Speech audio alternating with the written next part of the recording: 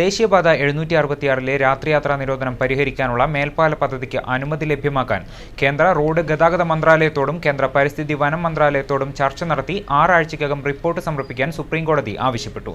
സംസ്ഥാന സർക്കാരും Nilgiri Wayanad NH and railway action കമ്മിറ്റിയും സമർപ്പിച്ച അപ്പീലിലാണ് ഉത്തരവ്. മേൽപ്പാല പദ്ധതിക്ക് തങ്ങൾ അനുകൂലമാണെന്നും ചെലവിന്റെ പകുതി നൽകാമെന്നും കേന്ദ്ര റോഡ് ഗതാഗത മന്ത്രാലയവും ഹൈവേ മന്ത്രാലയവും സുപ്രീംകോടതിയെ അറിയിച്ചിരുന്നു. ഇതിനെ തുടർന്ന് കേരള സർക്കാരും ചെലവിന്റെ പകുതി നൽകാമെന്ന് ഇന്നലെ സുപ്രീംകോടതിയെ അറിയിച്ചു.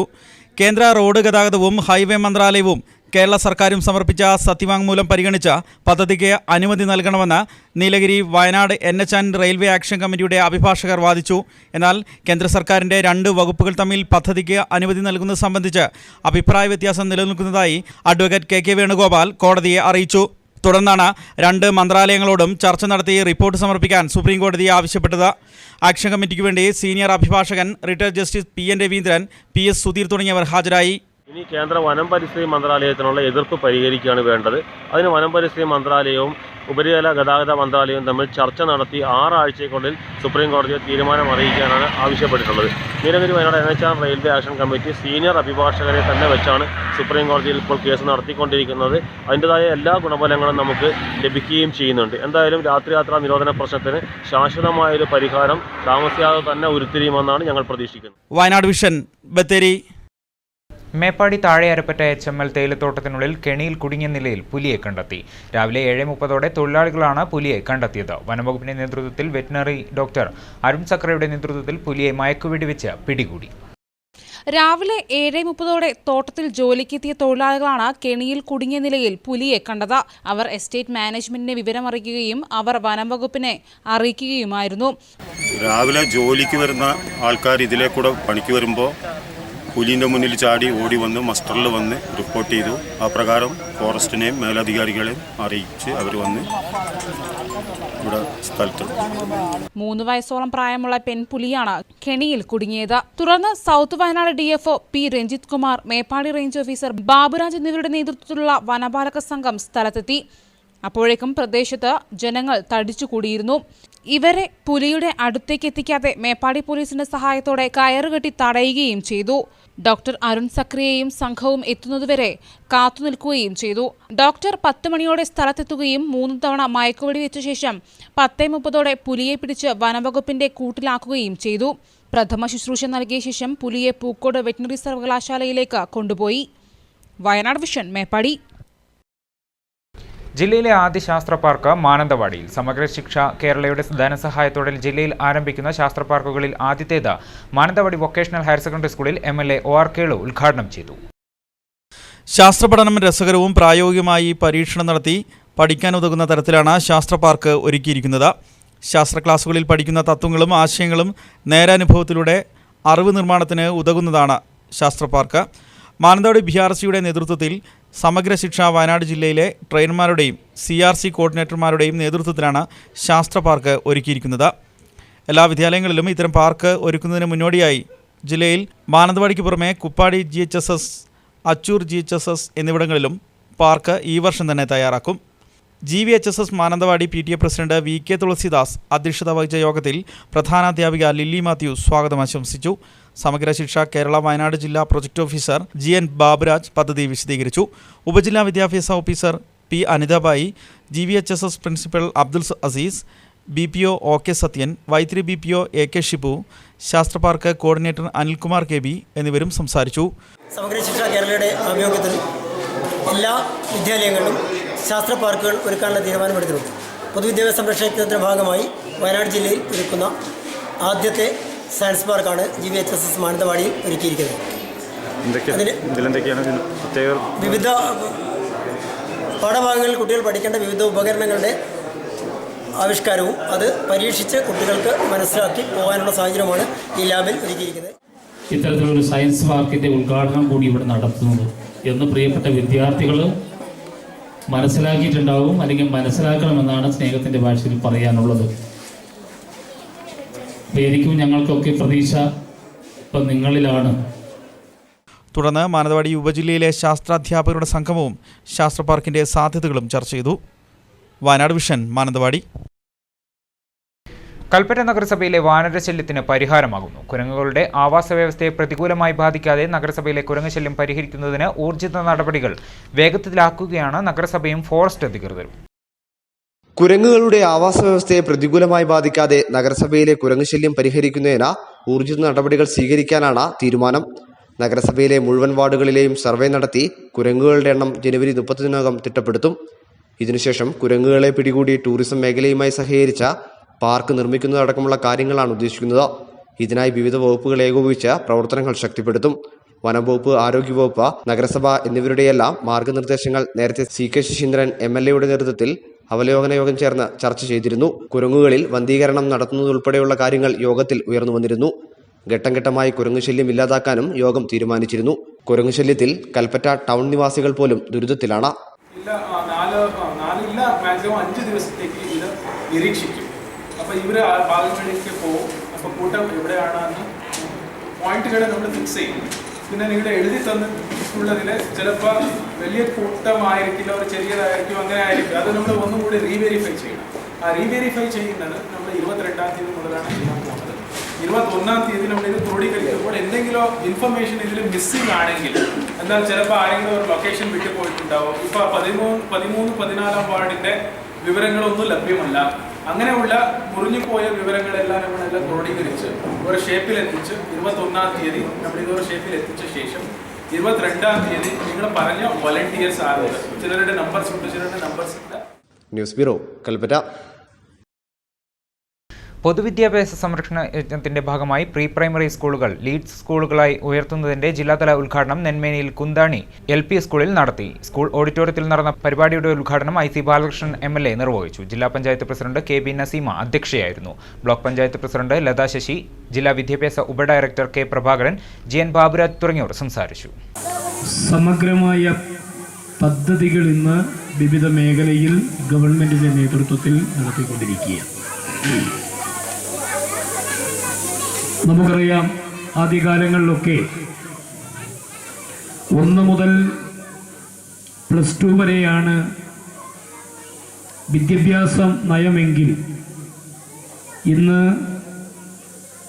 3 വയസ്സ് മുതൽ 5 വയസ്സ് വരെയുള്ള കുട്ടികൾക്ക് പ്രീ പ്രൈമറി സ്കൂളും കൂടി ഗവൺമെൻറ് ആരംഭിച്ചിരിക്കുക.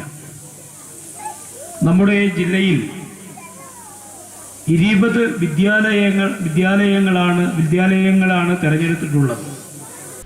ജനുവരി 24-ന് ദക്ഷിണേന്ത്യയിലെ മുഴുവൻ കേബിൾ TV ഓപ്പറേറ്റർമാരും കരിദിനം ആചരിക്കുകയാണ്. ടെലികോം അതോറിറ്റി ഓഫ് ഇന്ത്യയുടെ പുതിയ താരിഫ് ഓർഡർ കേബിൾ വരിക്കാരുടെ മാസവരി ഇരട്ടിയിലധികം വർദ്ധിപ്പിക്കുകയും കേബിൾ സർവീസ് രംഗത്ത് പ്രതിസന്ധി സൃഷ്ടിക്കുകയും ചെയ്യും.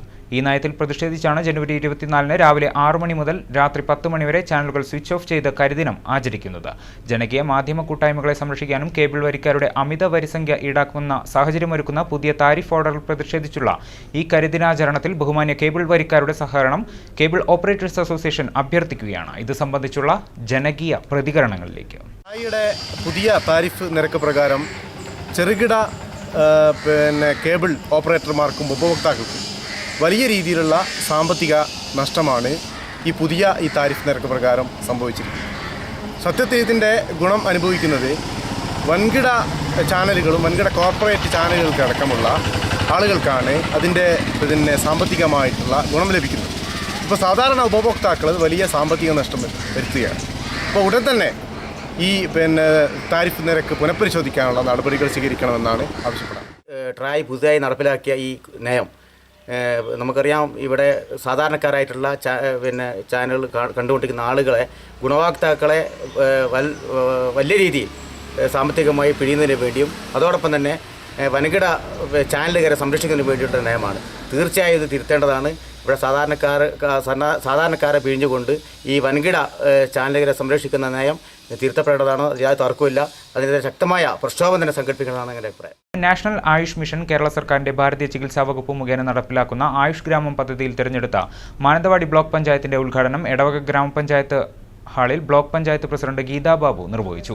എടവക ഗ്രാമപഞ്ചായത്ത് പ്രസിഡന്റ് ഉഷ വിജയൻ അധ്യക്ഷത വഹിച്ചു. ജില്ലാ panchayat vice president A Prabhakaran master മുഖ്യപ്രഭാഷണം നടത്തി.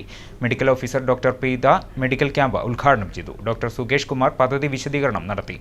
കൃഷി, മൃഗസംരക്ഷണം, പൊതുമരാമത്ത്, ശുചിത്വ മിഷൻ, സാമൂഹ്യ കുടുംബക്ഷേമം എന്നീ വകുപ്പുകളുടെ സഹകരണവും പങ്കാളിത്തവും ഉറപ്പുവരുത്തിക്കൊണ്ടാണ് പദ്ധതി നടപ്പിലാക്കുക. അതുകൊണ്ട് തന്നെ ഈ കാര്യത്തെക്കുറിച്ച് കൂടുതൽ നിങ്ങൾക്ക് സംസാരിക്കാനില്ല. കാരണം ഈ പദ്ധതി മാനന്തവാടി ബ്ലോക്ക് പഞ്ചായത്ത് ആവിഷ്കരിച്ചിട്ടുള്ള ഒരു പദ്ധതിയാണ്. നമുക്കൊക്കെ അറിയാവുന്നതുപോലെ നമ്മുടെ ആരോഗ്യ മേഖലയിലെ പ്രവർത്തനങ്ങളെക്കുറിച്ച് അത് ആയുർവേദമായാലും അലോപ്പതി ആയാലും ഹോമിയോപ്പതി ആയാലും ഒക്കെ തന്നെ ഒരുപാട് പുതുമ ഈ മേഖലയിൽ വന്നുകൊണ്ടിരിക്കുന്ന ഒരു കാലത്താണ് നമ്മളൊക്കെ ജീവിക്കുന്നത്. ഒരു കാലഘട്ടത്തിൽ നമ്മുടെ നാട്ടിലുണ്ടായിരുന്ന രോഗങ്ങൾ അത് ദീർഘകാലമായ ചികിത്സ കൊണ്ടും അതുപോലെ അതിൻ്റെ മുന്നേറ്റം കൊണ്ടൊക്കെ നമുക്ക് ഇല്ലായ്മ ചെയ്യാൻ കഴിയുമ്പോഴും തവിഞ്ഞാൽ ഗ്രാമപഞ്ചായത്ത് പെയിൻ ആൻഡ് പാലിയേറ്റീവ് നേതൃത്വത്തിൽ പെയിൻ ആൻഡ് പാലിയേറ്റീവ് ദിനാചരണത്തിന്റെ ഭാഗമായി ചുങ്കം പാരിഷ് ഹാളിൽ വെച്ച് രോഗീബന്ധു സംഗമം സംഘടിപ്പിച്ചു. വർഷങ്ങളായി കിടപ്പിലായ 50ഓളം രോഗികളാണ് സംഗമത്തിൽ പങ്കെടുത്തത്. പരിപാടി പഞ്ചായത്ത് വൈസ് പ്രസിഡന്റ് ഷൈമ മുരളീധരൻ ഉദ്ഘാടനം ചെയ്തു. വികസനകാര്യ standing committee chairman Babu Shajil Kumar അധ്യക്ഷത വഹിച്ചു. പരിപാടിയുടെ മുന്നോടിയായി മാനന്തവാടി വൊക്കേഷണൽ ഹയർ സെക്കൻഡറി സ്കൂളിലെ SPC വിദ്യാർത്ഥികളുടെ റാലിയും ഗവൺമെന്റ് എഞ്ചിനീയറിംഗ് കോളേജ് വിദ്യാർത്ഥികളുടെ കലാപരിപാടികളും അരങ്ങേറി. നമ്മുടെ നാടുതലത്തിലുള്ള ആശാവർക്കർമാരും അതുപോലെ എടുത്തു പറയപ്പെട്ട നമ്മുടെ സിസ്റ്റർ സിസ്റ്റർ അടക്കമുള്ള ആളുകൾ അവരെ പരിചരിച്ചുകൊണ്ട് ഓരോ വീടുകളിൽ കയറി ഓരോ രോഗികളുടെ അടുത്ത് നിന്ന് ശുശ്രൂഷിച്ചുകൊണ്ടാണ് നമ്മുടെ ഈ പഞ്ചായത്തിന്റെ മാതൃകാവുമായി നൽകിക്കൊണ്ടിരിക്കുന്നത്. എത്ര ചികിത്സിച്ചാലും മാറാത്ത രോഗികളാണ് നമുക്കുള്ളത്. നമ്മുടെ പഞ്ചായത്തിനെ സംബന്ധിച്ചിടത്തോളം എടുത്തു പറയാം, എല്ലാവരും തമിഴ്നാട് പഞ്ചായത്തിൽ ക്യാൻസർ പേഷ്യന്റ് അധികമാണെന്ന്. പക്ഷെ ഇപ്പൊ എവിടെ നോക്കിയാലും തമിഴ്നാട് പഞ്ചായത്തിലല്ല കേരളത്തിൽ തന്നെ എല്ലായിടത്തും തന്നെ രോഗികൾ വർദ്ധിച്ചു വരുന്ന ഒരു കാലഘട്ടമാണുള്ളത്. കാരുണ്യ പ്രവർത്തനങ്ങളിൽ സംശുദ്ധ നേതൃത്വനിരയെ കണ്ടെത്തുന്നതിന് YMCAയുടെ പ്രവർത്തനങ്ങൾ മാതൃകാപരമെന്ന് IC ബാലകൃഷ്ണൻ MLA. പുൽപ്പള്ളി YMCAയുടെ നേതൃത്വത്തിൽ ദേശീയ പ്രസിഡന്റ് ആസ്റ്റിസ് JB കോശിക്ക് നൽകിയ സ്വീകരണം ഉദ്ഘാടനം ചെയ്ത് സംസാരിക്കുകയായിരുന്നു MLA. സജി കൊല്ലറാത്ത് അധ്യക്ഷത വഹിച്ചു.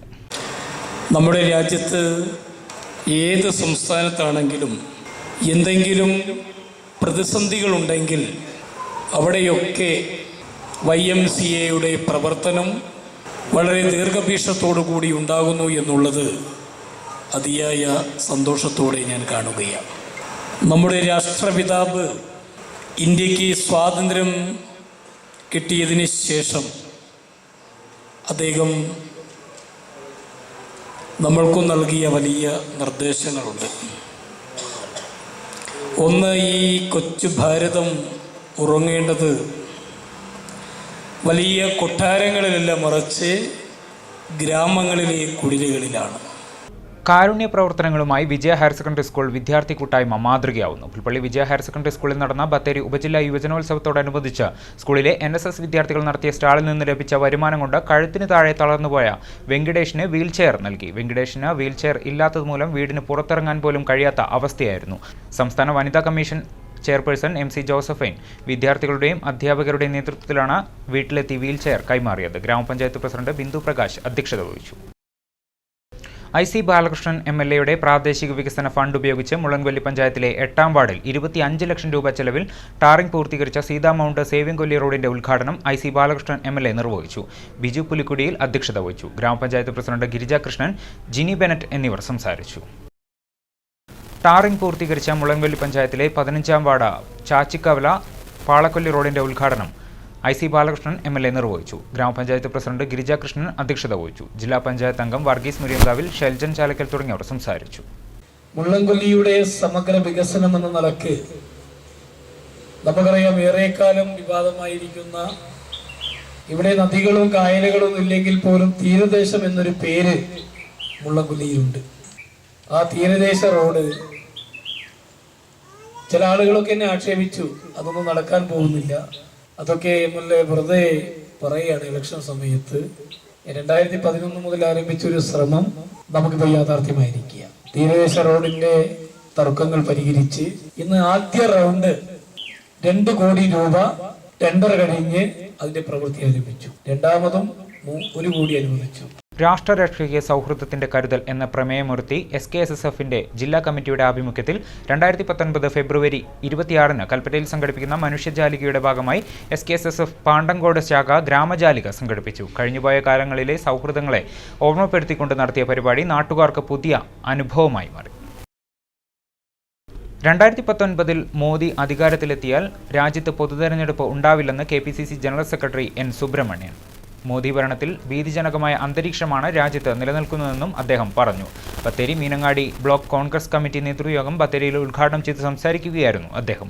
ചടങ്ങിൽ DCC president IC Balakrishnan MLA അധ്യക്ഷനായിരുന്നു. നേതാക്കളായ AP Anilkumar, KC Rosakutty teacher, KL Paulose, KK Abraham, Viswanathan, PP Ali തുടങ്ങിയവർ സംസാരിച്ചു. ഇന്ത്യയിൽ ഇനി ഒരു പൊതുതെരഞ്ഞെടുപ്പ് ഉണ്ടാകും എന്ന് നിങ്ങൾ പ്രതീക്ഷിക്കേണ്ട. അധികാരമില്ലാത്ത മോദിയാണ് 101 സീറ്റിൽ മിഷൻ മാനിപ്പുലേറ്റ് ചെയ്ത് നമ്മളെ തോൽപ്പിച്ചത്. അപ്പൊ അധികാരമുള്ള മോദിക്ക് എന്തൊക്കെ ചെയ്യാൻ പറ്റും നിങ്ങൾ ആലോചിച്ചാൽ മതി. ഇത് ഇന്ത്യ രാജ്യത്തിലെ എല്ലാ അധികാര സ്ഥാപനങ്ങളെയും നരേന്ദ്രമോദിയുടെ ഉള്ളംകൈയിലേക്ക് ഒതുക്കാൻ ശ്രമിക്കുകയാണ്. സുപ്രീം കോടതിയെ, CBIയെ, എൻഫോഴ്സ്മെന്റിനെ ഒക്കെ, ഇന്ത്യ രാജ്യത്തിലെ എല്ലാ അന്വേഷണ ഏജൻസികളെയും. ഇപ്പൊ ഈ പറയുന്ന പുറത്തു വരുന്ന വാർത്തകളൊക്കെ കേട്ടാൽ ഭീതിജനകമായ ഒരു അന്തരീക്ഷമാണ് നമ്മുടെ രാജ്യത്തുള്ളത്. ഇത് അറിയുന്ന ആളുകളെ കാറിടിച്ച് കൊല്ലുകയാണ്. അങ്ങനെ ഒരു കേന്ദ്രമന്ത്രിയുടെ മരണവുമായി ബന്ധപ്പെട്ട അന്വേഷണം നടത്തിക്കൊണ്ടിരുന്ന ഒരു ഉദ്യോഗസ്ഥൻ അദ്ദേഹത്തിന് അന്വേഷണ റിപ്പോർട്ട് കൊടുക്കുന്നതിന് മുമ്പ് ആത്മഹത്യ ചെയ്യേണ്ടി വരികയാണ്. സഹ്റാബുദ്ദീൻ ഷെയ്ഖിന്റെ കേസിൽ സംഭവിച്ച അതേ നടപടികൾ നമ്മളിവിടെ കണ്ടുകൊണ്ടിരിക്കുകയാണ്. അതിലെന്താ സംഭവിച്ചതെന്നൊക്കെ നമ്മൾ കേട്ടിട്ടുണ്ട് അല്ലേ? ഹാരിസൺസ് മലയാളം ലിമിറ്റഡ് പ്ലാന്റേഷനുമായുള്ള സ്ഥലത്തർക്കം. വീട്ടിലേക്ക് വൈദ്യുതി എത്തിക്കാൻ അനുമതി ലഭിക്കുന്നില്ല. ആസ്മരോഗിയായ വൃദ്ധൻ ഓക്സിജൻ ഉപയോഗിക്കാൻ പറ്റാതെ ദുരിതമനുഭവിക്കുകയാണ്. അച്ചൂർ നിവാസിയായ കമ്മുവിന്റെ ജീവിതമാണ് ദുരിതപൂർണമായിരിക്കുന്നത്.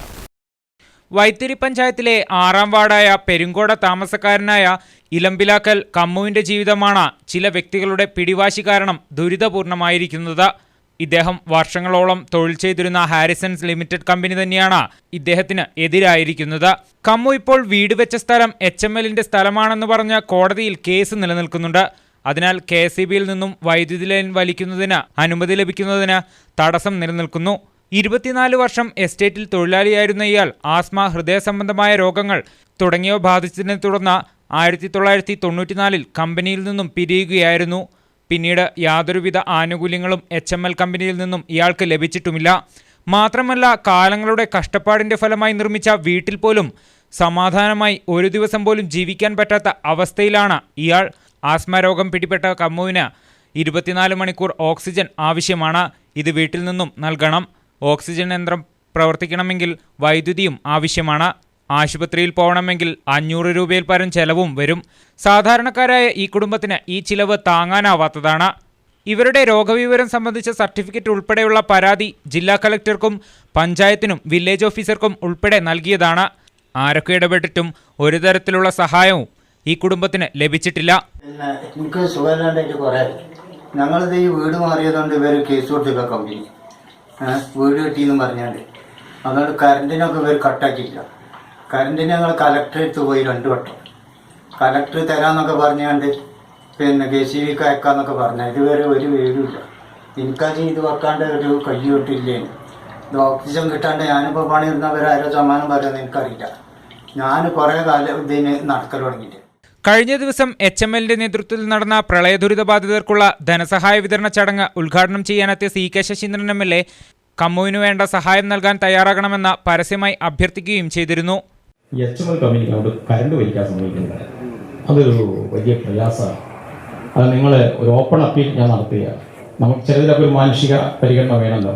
കേസൊക്കെ ഉണ്ടാവാം. കേസ് ഉണ്ടെങ്കിൽ ആ കേസ് അതുകൊണ്ട് നിങ്ങൾ തോറ്റു പോകാൻ പോകുന്നില്ല. ഒരു മനുഷ്യന് അയാൾക്ക് അടുത്ത ദിവസം ഒന്ന് എടുത്തു പോലും, അടുത്ത വീട്ടിൽ നിന്ന് എടുത്തപ്പോൾ അതൊന്ന് രാഷ്ട്രീയക്കാരെ പിടിച്ച് കട്ട് ചെയ്തു. ആ ഡയവാദില്ലാതെ എടുത്തു വന്നിട്ട്. അപ്പോൾ ഒരു മനുഷ്യന് ജീവിക്കണമെങ്കിൽ ഓക്സിജൻ വേണം. നമുക്കാർക്കായാലും അയാൾക്ക് ഓക്സിജൻ വേണമെങ്കിൽ അവിടെ വൈദ്യുതി കൂടി വേണം. പ്രണവ്, വയനാട് വിഷൻ, വൈത്തിരി. ഈ സ്പോർട്സ് വാർത്തകൾ.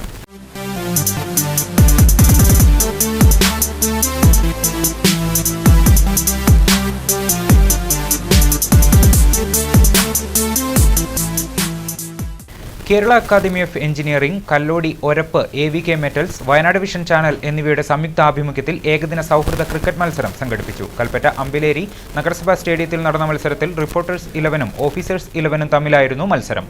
മത്സരത്തിൽ റിപ്പോർട്ടേഴ്സ് 11 51 റൺസിന് വിജയിച്ചു. ആദ്യം ബാറ്റിംഗിനിറങ്ങിയ റിപ്പോർട്ടേഴ്സ് 11 ഒരു വിക്കറ്റ് നഷ്ടത്തിൽ 121 റൺസ് എടുത്തു.